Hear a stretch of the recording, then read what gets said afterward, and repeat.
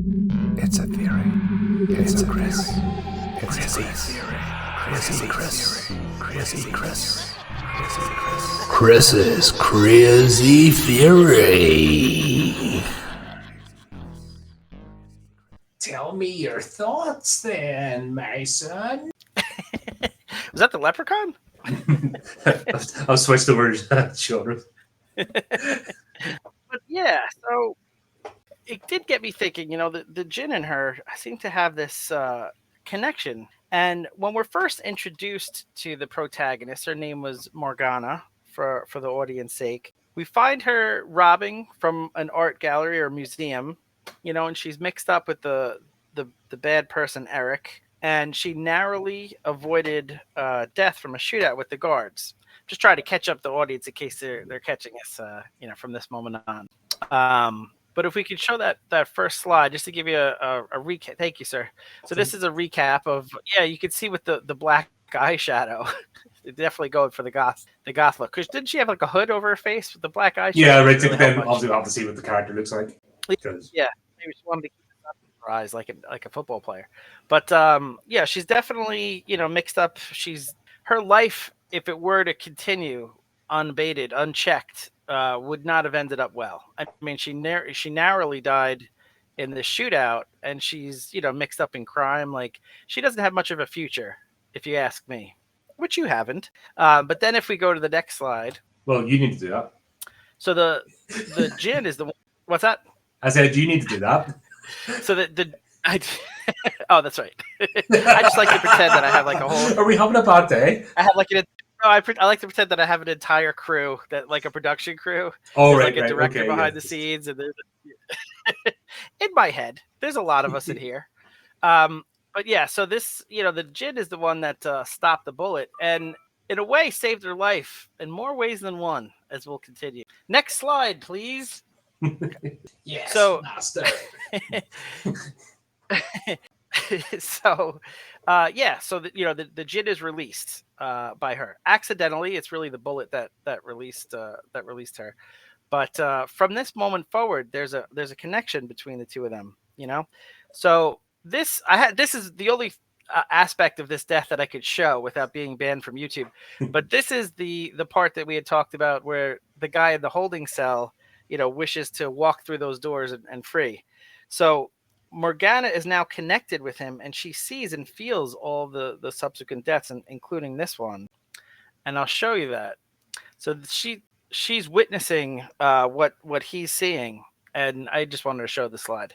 But you can. So they're connected. She feels all of these deaths in her mind, right? Almost as if this is all happening in her mind. And we'll put a pin in that. Put a pin in that. There's no one there. Next slide, we see Greg. So we also learn that Morgana, cares deeply about this guy, Gregory, and Gregory believed Eric was the wrong guy for her. What's that? Does she though? Oh, I think this Morgana cares about the one love of her life. I think there's only one person in the world Morgana cares about, and that's Morgana. I don't think she has the capability to consider. She's just not that. She's just that type of person. True, but sometimes the right person can help lead you on a better path in life and help change you for the better. And I think that she would have had a much better life had she stayed with Gregory. And for whatever reason, she got mixed up with Eric, and her life was heading in a very bad place. And she could have been killed in that shootout.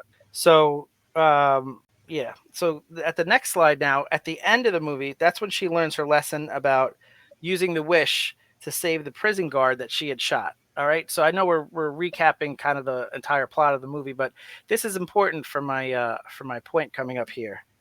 So once she wishes that, once she does the right thing and save the prison guard, everything starts to reverse, almost as if the events never took place at all. If you notice the way things end up, everyone in the movie that had died went back to where they were. Right, so the Djinn starts to, go back into the what do you call that? The jewel, the gem, or whatever was trapping him. So yeah, everything goes back the same. All the characters in the movie are the same except for Morgana. Morgana remembers all of it, and that you get the impression by this last scene where she's hugging Greg that she's definitely changed for the better. She's going to stop doing crime. I got the impression that everything is going to be different now because she's learned this life lesson that the Djinn has taught her. I feel like that's why the director holds onto the shot of them hugging for as long as he does, to indicate that their future is going to be together and that things are going to be different. How could they not, after what she went through, almost losing her life, all those people, 1,000 people almost murdered, almost the entire world collapsing. So I absolutely think that she's going to change. And where we see this outcome before, in the first movie, very similar. At the end of that movie, the Djinn is captured back in the jewel or whatever you call it, and it's almost a coincidence that in both Wishmaster movies, the Djinn accidentally ends up helping the main character. You'd almost think it's a trope or a formula that they use for each of the movies. I do, but I think it's more than that. So let's see. Yeah. So the character that's what I was trying to find. Alexandra. So Alexandra had ignored Josh her whole life, right? And had that continued on, she would have lived her life not realizing what she was missing out on. And then after the events of the first movie, she changes for the better.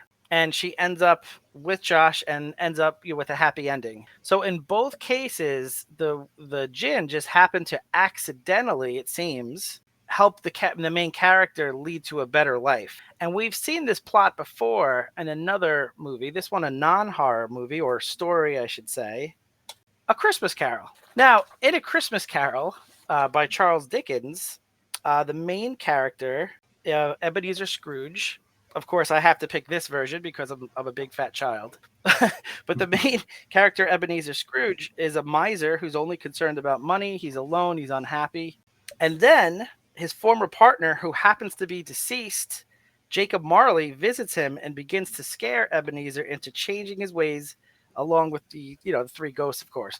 But it's very similar. So we have Jacob Marley, very similar to the Djinn character, who ends up inadvertently, it seems to us as the viewer, changing their life for the better, the protagonist in both cases. So at the end, Ebenezer was never actually in danger, right? Just like Alexandra and Morgana were never injured by the Djinn. If you notice in both movies, they were terrified, sure, but they're never actually hurt.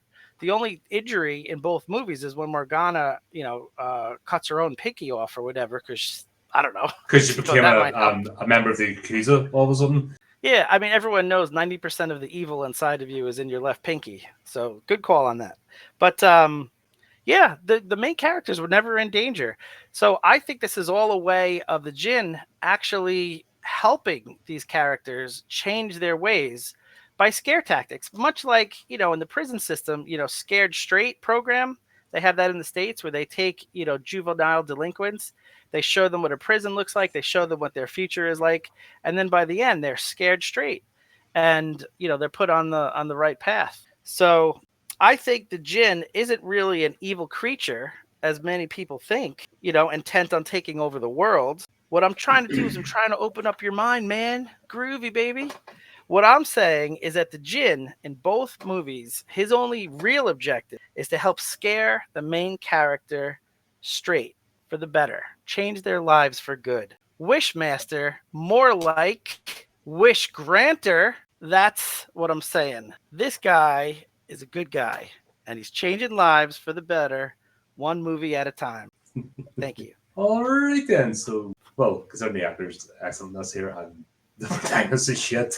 I can't believe that actually he's a good guy, but... All right, then. There you go, folks.